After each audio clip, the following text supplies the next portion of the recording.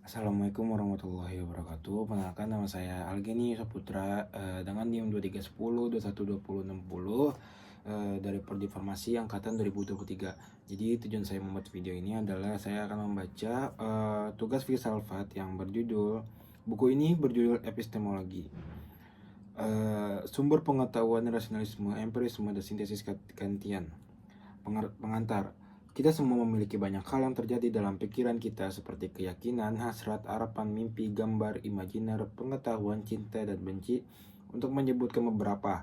Pernahkah Anda mempertimbangkan sumbernya? Bagaimana semua itu bisa menjadi bagian dari proses berpikir? Bagaimana semua itu menjadi ide dalam pikiran kita? Beberapa filsuf mengaitkan sumber ide kita dengan indera termasuk indera batin seperti emosi dan 5 indera luar penglihatan, penciuman, pendengaran, pengecapan, dan sentuhan. Kita mungkin merasakan dunia secara langsung atau tidak langsung melalui pikiran orang lain. Beberapa filsuf bahkan mengklaim bahwa semua ide kita harus berasal dari indera kita. Klaim ini menyatakan bahwa masing-masing dari kita dilahirkan dengan pikiran seperti tabula rasa, bahasa Latin untuk batu tulis kosong atau kertas kosong.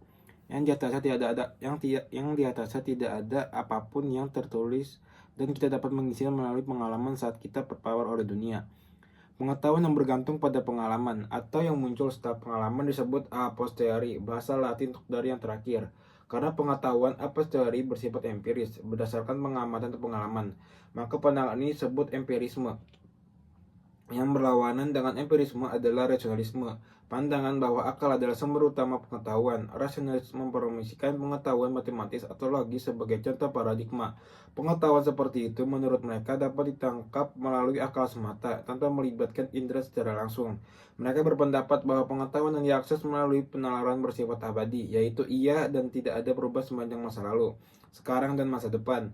Misalnya 2 tambah 3 tetap 5. Kaum rasionalis terkesan dengan kepastian dan kejelasan pengetahuan yang diberikan oleh penalaran, dan mereka berpendapat bahwa metode ini juga harus diterapkan untuk memperoleh pengetahuan tentang dunia. Bukti indera harus sesuai dengan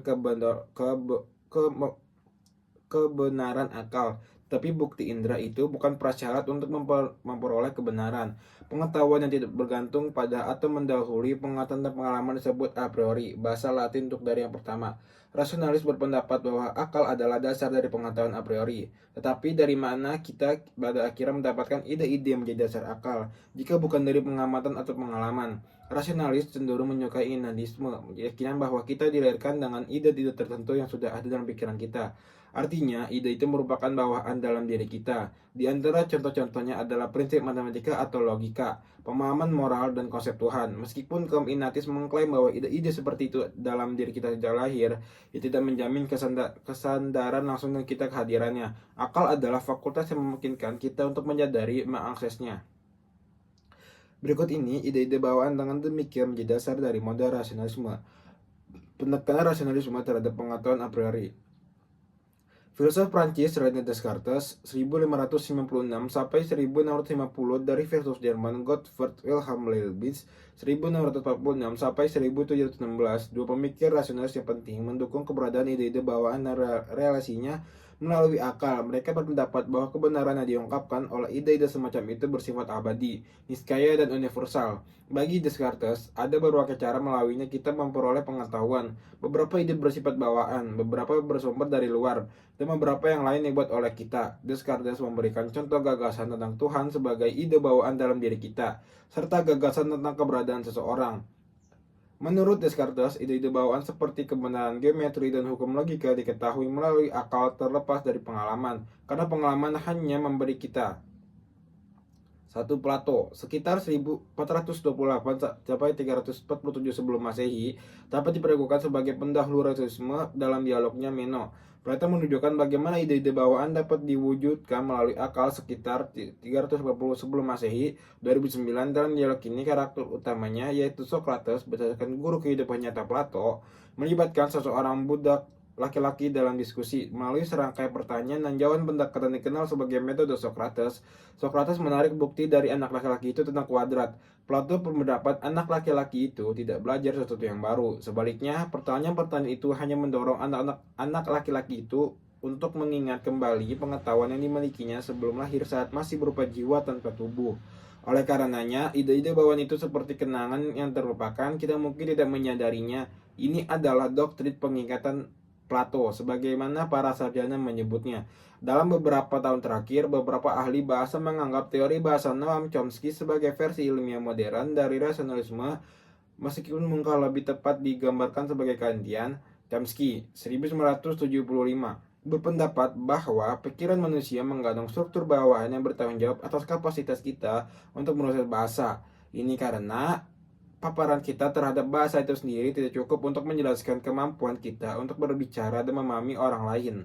Dia mengklaim bahwa kemampuan bawaan ini bersifat universal di semua budaya, yang menegaskan kembali klaim Ignatius bahwa universal merupakan indikator bawaan. Contoh-contoh tertentu yang darinya pikiran menemukan ide-ide universal yang terkandung di dalamnya. Oleh karenanya, ide-ide itu bersifat a priori, ide-ide bawaan Descartes telah dibandingkan dengan informasi yang tersimpan dalam sebuah buku. Ide-ide ada di dalam diri kita, meskipun tidak selalu hadir dalam pikiran. Begitu kita mulai membaca buku itu, isinya mengungkapkan dirinya kepada kita, sama seperti penelaran mengungkapkan ide-ide bawaan kita kepada kita. Dengan kata lain, hanya melalui pembacaan atau pemikiran yang cermat, kita dapat memahami ide mana yang bersifat bawaan dan mana yang datang kepada kita dari tempat lain. Leibniz menyebut ide bawaan sebagai prinsip. Sebagaimana Descartes, Leibniz berpendapat bahwa prinsip-prinsip diakses oleh akal. Sifat universal dari kebenaran matematis, misalnya tidak diungkapkan oleh indera, adalah fakultas akal yang memperoleh kebenaran universal dan contoh-contoh individual. Leibniz berpendapat bahwa kumpulan contoh yang didasarkan pada indera tidak dapat membawa kita kebenaran yang sekaya. Pada saat yang sama, juga jelas bahwa kita dapat memahami banyak kebenaran yang sekaya seperti matematika. Oleh karena itu, pikiran adalah sumbernya, yang berarti kebenaran-kebenaran ini ada sejarah bawaan. Namun, ide bawaan bukan pemikiran yang lengkap bagi Leibniz. Dia berpendapat bahwa pikiran kita terstruktur sedemikian rupa sehingga ide atau prinsip tertentu akan muncul pada kita begitu didorong oleh indera. Meskipun ide atau prinsip itu tidak berasal dari indera, ide dan kebenaran ada dalam diri kita pada awalnya sebagai disposisi atau kecenderungan daripada sebagai pikiran dasar yang aktual. Menentang pengetahuan a priori dengan menolak ide bawahan. Klaim kaum empiris bahwa semua pengetahuan kita berasal dari pengalaman yang sangat kontras dengan konsep ide bawahan. Bagi kaum empiritis, semua pengetahuan bersifat a priori, artinya diperoleh melalui atau setelah pengalaman. John Locke 1632 sampai 1704, seorang filsuf empiris Inggris mengadopsi dua pendekatan untuk mempertanyakan ide-ide bawaan sebagai dasar dari pengetahuan a priori. Pertama, ia menunjukkan bahwa ide-ide bawaan didasarkan pada klaim yang meragukan. Kedua, bersama dengan empirisme Skotlandia David Hume, Locke menunjukkan bagaimana empirisme mampu menawarkan teori pengetahuan yang lebih baik pengetahuan a posteriori. Locke memulai dengan mempertanyakan sifat universal dari ide-ide bawaan. Dia menentang klaim bahwa ide bawaan hadir dalam diri kita. Semua orang, dengan mencatat bahwa anak-anak yang cukup muda dan orang dewasa tanpa pendidikan yang diperlukan tidak memiliki konsep tentang Tuhan atau pengetahuan tentang prinsip-prinsip logika atau matematika. Oleh karena itu, tidak berdasar jika mengatakan bahwa ide bawahan bersifat universal. Melalui pengalaman dan pengamatanlah kita memperoleh ide-ide seperti itu. Artinya ide-ide itu bersifat a posteriori. Di sini Leibniz membela pandangan Ignatius dan keberatan Locke dengan menunjukkan bagaimana anak-anak dan orang-orang yang tidak memiliki pendapat, yang tidak memiliki pendidikan yang diperlukan, mampu menggunakan prinsip logika dan matematika dalam kehidupan sehari-hari. Mereka tanpa memahami apa itu prinsip logika dan matematika atau tanpa mengartikulasikannya dalam kata-kata. Seorang anak, untuk menggunakan contoh saya sendiri, tahu tanpa kebingungan bahwa dia tidak bisa duduk di pangkuan kedua orang tuanya pada saat yang bersamaan. Demikian pula, mereka tidak belajar matematika secara formal masih dapat mengetahui bahwa dua ladang jagung berbentuk segitiga yang berdekatan dan dipisahkan oleh pagar di sisinya terpanjangan dapat membuat satu ladang jagung persegi dengan menghapus pagar memisahkannya. Terbukti, seperti yang dikatakan Leibniz, prinsip ilmu logika dan matematika adalah bawaan. Tetapi ini tidak berarti bahwa semua ide bawaan diterima secara universal. Ada kemungkinan bahwa kita memiliki ide bawaan, namun beberapa dari kita tidak menyadarinya. Locke lebih lanjut berpendapat bagaimanapun tidak ada apapun di dalam pikiran tidak disadarinya. Memiliki ide bawaan tanpa menyadarinya bukanlah posisi yang layak bagi Locke. Sebuah ide harus dialami atau dipikirkan terlebih dahulu. Bagaimana lagi ia bisa ada di dalam pikiran? Pada titik ini, Leibniz tidak setuju dengan Locke. Adalah mungkin untuk memiliki banyak ide dalam pikiran tanpa kita menyadarinya. Misalnya, Anda menyerap lagu yang diputar di pasar tanpa menjajah secara sadar. Lagu itu tidak mudah diakses atau transparan dalam pikiran Anda, karena Anda tidak dapat mengingatnya. Namun, ia mungkin dapat dikenali setelah mendengar lagi. Jadi, ia pasti sudah ada di dalam Anda di suatu tempat dalam arti tertentu. Demikian pula, ide bawaan bisa ada dari pikiran Anda tanpa Anda sadari. Kita dilahirkan dengan fasilitas untuk mewujudkan ide-ide bawaan kita seperti kondisi yang menguntungkan diperoleh di kemudian hari, seperti ide-ide keindahan, keadilan, dan kebenaran matematis. Jawaban Locke adalah bahwa realisi ide atau kapasitas dalam situasi yang tepat berlaku untuk semua ide, bukan hanya ide yang konon bawaan. Dia menantang Ignatius untuk menghasilkan kriteria untuk membedakan ide bawaan dari yang bukan bawaan. Leibniz menanggapi dengan kriteria seperti berikut. Ide bawaan itu bersifat niskaya. Ia pasti benar, tidak dapat salah. Sedangkan ide-ide non-bawaan hanya bersifat kontingen. Mungkin benar, mungkin salah. Kita dapat membedakan kebenaran niskaya dan karenanya abadi menurut pandangan Leibniz dari kebenaran yang bergantung pada berbagai fakta. Penekanan empirisme terhadap pengetahuan a posteriori. Locke mengklaim untuk menunjukkan bagaimana pikiran yang seperti tabula rasa saat lahir memperoleh pengetahuan. Bagi para empiris, pengalaman semata melengkapi pikiran kita dengan ide-ide sederhana yang merupakan elemen dasar pengetahuan. Setelah ditujukan bahwa semua ide dapat berasal dari pengalaman, akan berlebihan untuk mendapatkan ide bawaan. Jadi, apakah pengetahuan a posteriori membuat kita menolak pengetahuan a priori? Mari kita cari tahu. Bagi Locke, pengetahuan berdasarkan pengalaman itu mudah dipahami. Dia meminta kita untuk menganggap bahwa kita memiliki ide bawaan tentang warna dan bahwa kita juga dapat melihat warna dengan mata kita. Dalam hal ini, karena kita tidak perlu bergantung pada keduanya, maka kita cukup mengandalkan indera kita. Karena lebih mudah dan sederhana untuk memahami pengetahuan yang diperoleh dari pengalaman indera daripada pengetahuan yang berasal dari berbagai sumber yang kita tidak sadari. Di sini, Locke menerapkan prinsip pisau cukur Occam yang menunjukkan bahwa sebisa mungkin kita harus mengadopsi penjelasan yang sederhana daripada yang rumit. Penjelasan sederhana memiliki kelebihan berupa kurang rentan terhadap kesalahan dan lebih ramah terhadap pengujian daripada penjelasan yang rumit, yang tidak menambah nilai penjelasan. Pertanyaan berikutnya adalah, apakah pengetahuan a posteriori saja memberi kita pengetahuan yang memadai tentang dunia? Mari kita ambil contoh mengalami dan dengan demikian mengetahui bunga seperti tawar. Saat kita mengalami mawar, warna, tekstur, aromanya yang khas adalah ide-ide yang melaluinya kita jadi sadar akan objeknya. Tetapi kita tidak akan mengalami atau merasakan bunga mawar, kita masih memikirkannya. Kita juga dapat mengenalinya saat berikutnya kita melihat bunga tersebut dan mempertahankan keyakinan bahwa bunga itu berbau manis, indah untuk dilihat dan lembut untuk disentuh. Ini menunjukkan bahwa selain penginderaan, kemampuan untuk membentuk konsep tentang objek yang kita temui sangat penting untuk mengetahui dunia. Pengalaman juga memungkinkan kita membayangkan apa yang tidak tahu kita alami secara langsung, seperti Purti Duyung. Imajinasi semacam itu dimungkinkan karena kita telah mengalami secara langsung bagian-bagian dari berbeda dari objek imajiner ini secara terpisah. Menggabungkan pengalaman-pengalaman ini dalam pikiran dengan cara yang teratur menghasilkan objek yang dibayangkan.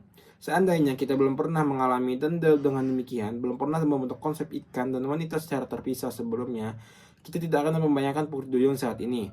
Pertimbangkan ini mengarahkan Locke untuk mengategorikan sebuah pengalaman indera kita dalam ide sederhana dan ide kompleks. Ide sederhana adalah ide dasar dan terpisahkan seperti ide warna merah.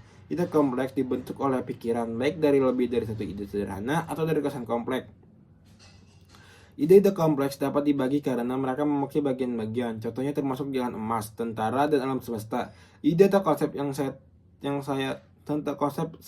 suatu objek, entah sederhana atau kompleks, pada akhirnya dapat telusuri kembali ke kesan indera yang terkait. Hume, filsuf empiris penting lainnya, menulis tentang ide sebagai salinan dari kesan. Kesan itu gamblang dan hidup seperti yang diterima langsung dari pengalaman indera. Hume juga memungkinkan kesan batin, termasuk kecemburuan, kemarahan, dan sebagainya. Ide adalah salinan mental atau kesan ke dalam atau keluar yang menjadikannya samar atau lemah. Coba bandingkan pengalaman persepsi dengan mengingat dari ingatan. Hume berpendapat bahwa saat tidak ada kesan, tidak akan ada ide. Seseorang buta tidak dapat memiliki ide tentang warna. Menurut Hume, seseorang tidak dapat dilahirkan dengan ide yang tidak berasal dari kesan apapun. Jadi tidak ada ide bawaan lagi Hume. Disetujui bahwa kecenderungan kita untuk menghindari rasa sakit atau untuk mencari banyak kesenangan dan keinginan kita itu bersifat bawaan. Di sini saya berpendapat bahwa bahkan kecenderungan-kecenderungan ini didasarkan pada kesan indrawi dan ide terkait yang kita bentuk dari kesan itu.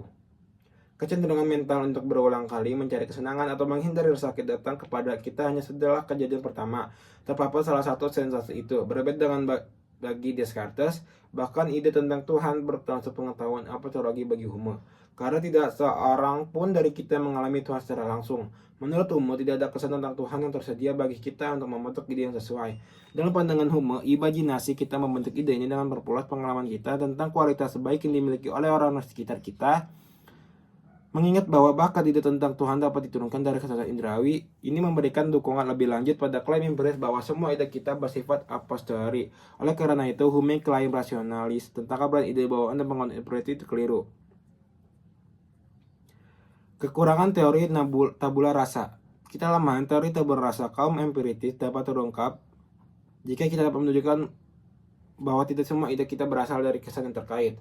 Namun, ini tidak terkait berarti kita harus kembali ke realisme tentang ide bawaan. Seperti yang akan kita lihat tercernya dalam menjajaki alternatif ketiga. Kehadiran konsep-konsep umum dalam pikiran kita menunjukkan bahwa tidak selalu ada hubungan satu antara ide kesan indrawi yang terkait. Misalnya kita melihat berbagai contoh warna biru sekitar kita, dan dari contoh ini kita membentuk konsep umum tentang biru. Konsep umum ini tidak disalin dari satu kesan tertentu tentang biru atau bahkan dari corak tertentu. Warna biru kita juga memiliki konsep abstrak seperti keadilan, kebaikan, dan keberanian yang tidak dapat dilacak ke kesan indrawi yang terkait. Dalam kasus seperti itu, kita mengalami tindakan atau contoh keadilan, kebaikan, dan keberanian yang berbeda. Tetapi jika konsep-konsep abstrak ini disalin dari kesan tertentu, maka halnya contoh-contoh ini dan bukan konsep itu sendiri yang akan dalam pikiran kita. Oleh karenanya, konsep itu dibentuk atau dipahami daripada disalin. Demikian pula konsep-konsep relasional seperti di atas, di antara sama dan sejenisnya diwujudkan bukan dengan menyalin kesan-kesan terlibat. Faktanya tidak ada kesan sama sekali yang terkait dengan konsep rasional ini. Kita malah menerima kesan tentang objek-objek partikular yang ada dalam hubungan seperti itu. Kucing duduk di atas tikar, Selat Inggris yang terletak di antara Britania dan Eropa daratan. Satu dikurangi satu dengan nol dan seterusnya. Singkatnya, perbentukan konsep umum, abstrak dan rasional dalam pikiran kita menunjukkan bahwa aliran kesan yang tidak terputus tidak akan membentuk semua ide yang kita miliki. Alih-alih ini mensyaratkan bahwa sejak lahir pikiran setidaknya sebagian dilengkapi dengan struktur atau struktur yang memungkinkannya memakai kesan mentah terimanya untuk membentuk konsep yang di dalamnya tidak ada korespondensi satu-satu antara kesan dan ide. Ini menantang keaslian tabula rasa. Ini membawa kita perlu menemukan alternatif ketiga yang sangat diperlukan, yang dapat memfasilitasi pengetahuan yang lebih lengkap tentang dunia. Ini merupakan persilangan antara a priori dan a posteriori atau rekolasi keduanya. Kombinasi konsep dan objek persepsi. Kesegaran sifat langsung sensasi, kesan, dan persepsi membuatnya pasti. Mari kita secara singkat membongkar ide ini, pertimbangkan apakah kita bisa salah tentang sensasi kita. Secara umum dianggap bahwa sementara kita salah tentang seperti apa dunia ini, kita tidak bisa salah tentang fakta bahwa kita memiliki sensasi tertentu.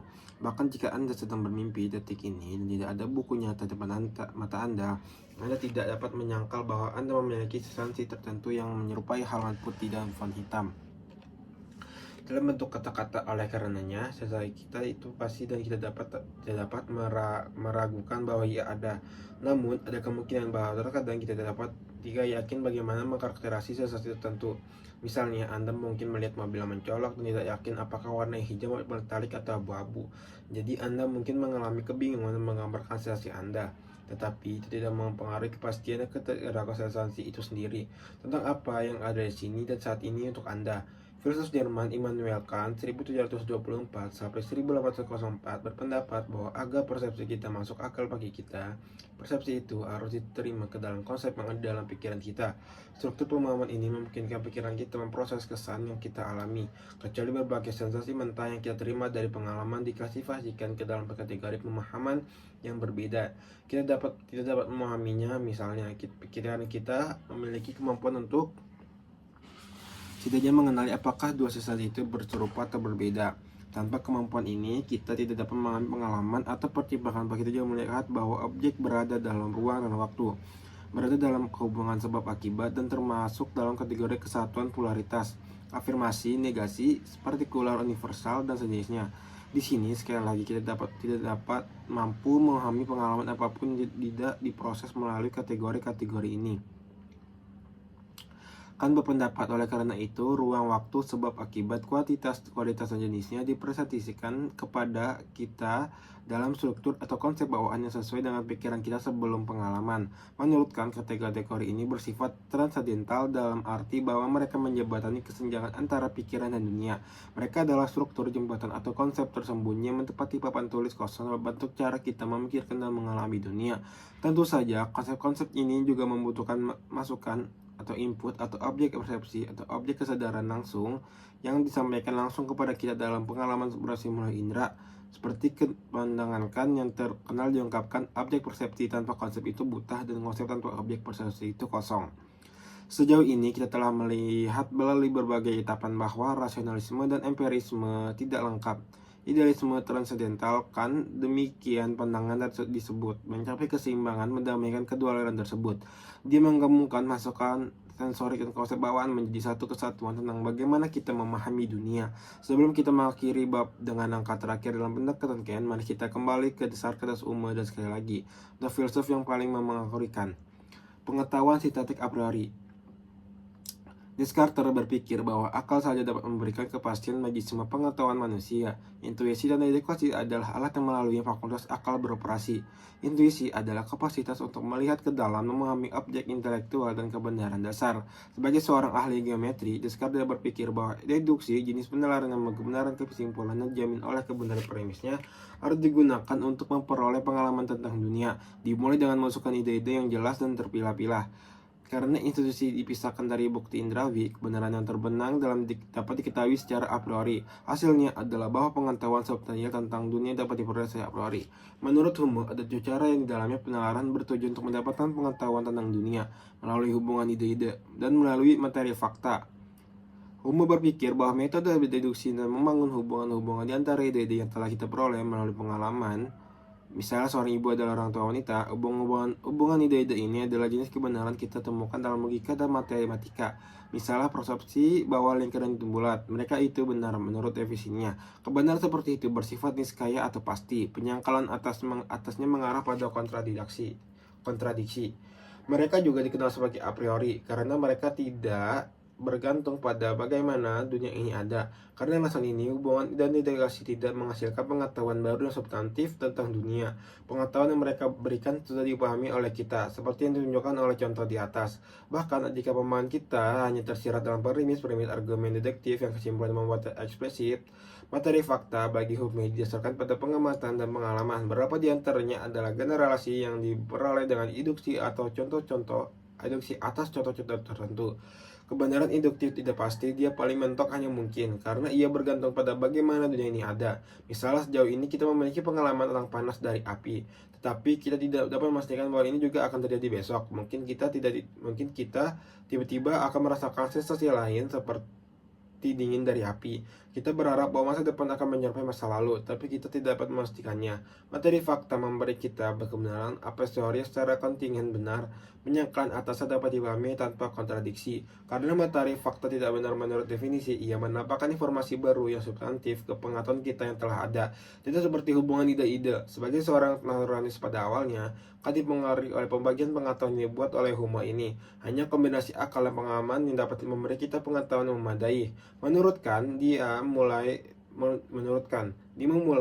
dengan memberikan penjelasan tentang hubungan ide yang dia sebut sebagai kebenaran analitik. Dalam kalimat yang menyatakan kebenaran analitik, predikat sudah terkandung di dalam atau merupakan arti dari subjek.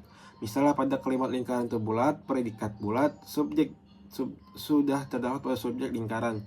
Contoh lain yang lumrah dalam kalimat bujangan adalah pria yang belum nikah. Predikat pria belum nikah adalah arti dari subjek, bujangan adalah arti dari subjek bujangan. Kita tidak dapat menyangkal benar seperti itu tanpa kontradiksi. Kalimat seperti itu selalu benar, yang berarti bahwa ia benar terlepas dan bagaimana dunia ini ada. Karena kita tidak perlu memeriksa dunia untuk mengetahui apakah benar, kebenaran analitik dapat diketahui secara a priori. Kan mengistilahkan materi fakta dengan kebenaran sintetik.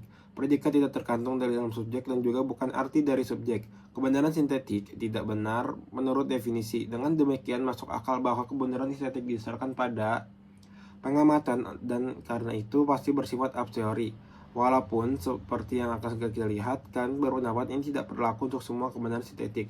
Misalnya pertimbangkan proposisi George si Bujang adalah seorang penulis. Kita memiliki informasi baru tentang orang tertentu bernama George yang menjadi seorang bujang atau penulis. Dan pengalaman diperlukan untuk mengetahui hal ini. Karena lawan dari kebenaran sintetik tidak kontradiktoris, maka ia bersifat kontingen. Kami berpendapat bahwa kebenaran sintetik yang mampu memberikan informasi baru yang sebenarnya tentang dunia. Namun meski demikian, pengalaman indrawi ini secara pasif memasuki pikiran kita, tetapi disesuai dengan struktur mental bawaan kita untuk membatasi pengetahuan. Karena struktur ini bekerja secara independen pengalaman, maka ia bersifat a priori. Struktur a priori bawah dari pikiran kita, konsep kita secara aktif terlibat dalam memahami pengalaman kita. Mereka terlibat dengan membedakan dan mengatur informasi yang diterima dalam pengalaman. Tapi sekali lagi, kemampuan untuk melakukan aktivitas ini mengandalkan bahwa dunia itu sendiri yang memberi kita informasi dan konsep terstruktur dengan cara yang memungkinkan keterpahaman, integrability. Cara-cara tertentu dunia harus terstruktur orang-orang waktu dan hubungan sebab akibatnya. Misalnya menghasilkan kebenaran substantif tentang hal realitis. Kebenaran ini berlaku bukan hanya karena makna kata atau logos dari kalimat, ia bersifat sintetik. Dan karena kita sampai pada hasil melalui refleks a priori, kan berpendapat bahwa kita memiliki pengetahuan sintetik a priori tentang dunia kategori pengetahuan yang sebelum tidak dikenal. Sekarang ditambahkan kategori standar pengetahuan sintetik a priori dan analitik a priori.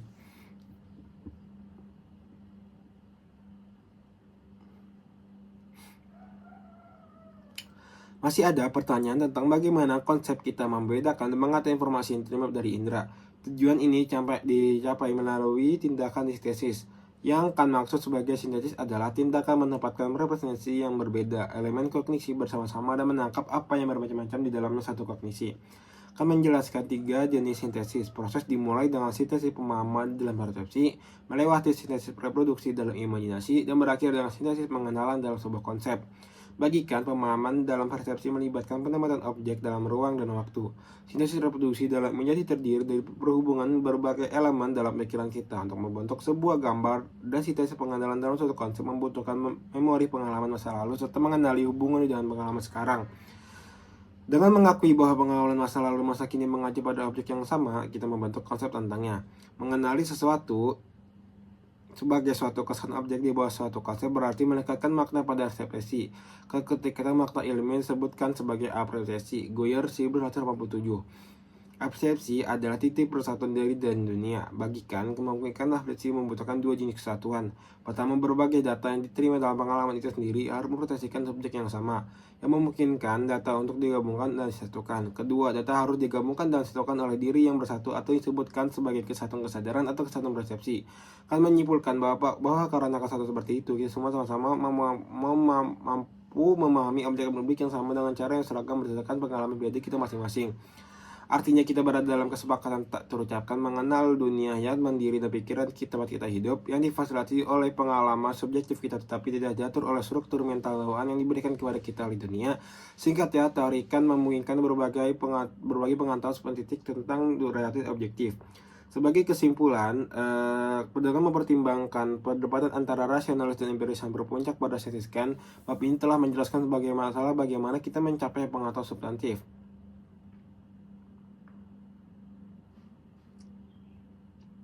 Kotak 1, revolusi Kopernikan dalam epistemologi.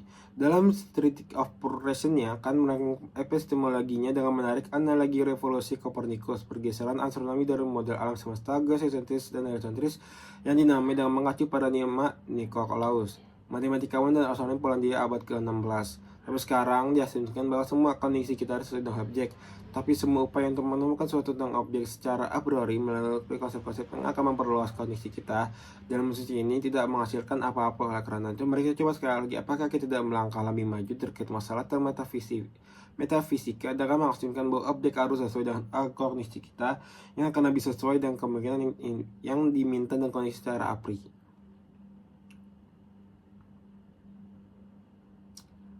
secara a priori di atasnya, yaitu untuk menetapkan sesuatu tentang objek sebelum diberikan kepada kita.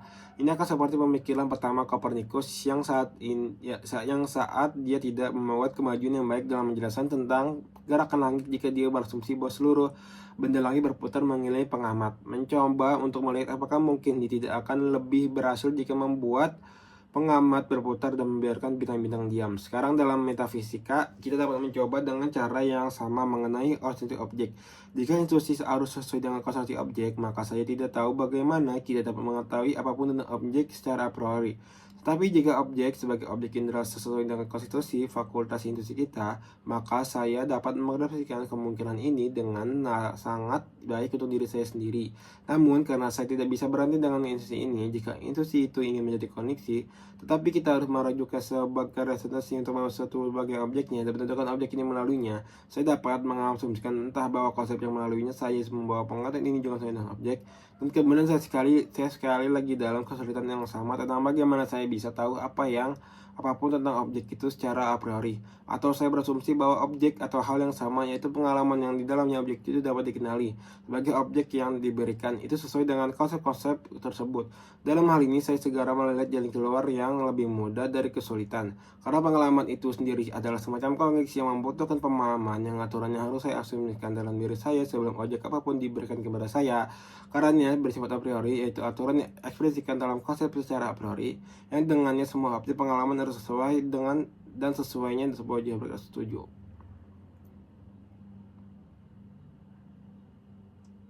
Pertanyaan untuk direnungkan. Mengingat asumsi bahwa proposisi di bawah ini diketahui benar berilabel masing-masing sebagai 1. Analitik atau sintetik, 2. Niskaya atau kontingen, 3. A priori ada a posteriori jika ada sesuatu bisa diperbolehkan. Nyatakan pendapat Anda dan jelaskan alasan Anda. Semua segitiga memiliki sisi. Gambar yang tergambar di papan adalah segitiga. Jika gambar di papan terlihat segitiga, maka gambar tersebut memiliki 3 sisi. Tidak benar bahwa 1 sampai 25 bahwa burung bisa terbang. Semua burung yang terbang bisa terbang. Matahari akan terbit besok. Menyakiti orang yang tidak bersalah demi keuntungan pribadi itulah secara moral. Rata-rata apel lebih besar dari rata-rata anggur. Mark Twain dan Samuel Clemens adalah nama yang berbeda untuk orang yang sama. Mark Twain adalah Samuel Clemens. Air adalah H2O. Air lebih berlimpah di bumi daripada planet lain di seluruh kita. Tuhan ada tidak ada. Sekian dari saya, tugas membaca 2 dan 3 yang berjudul epistemologi. Semoga baca ini mendapatkan ilmu dari saya. Sekian dari saya. Wassalamualaikum warahmatullahi wabarakatuh.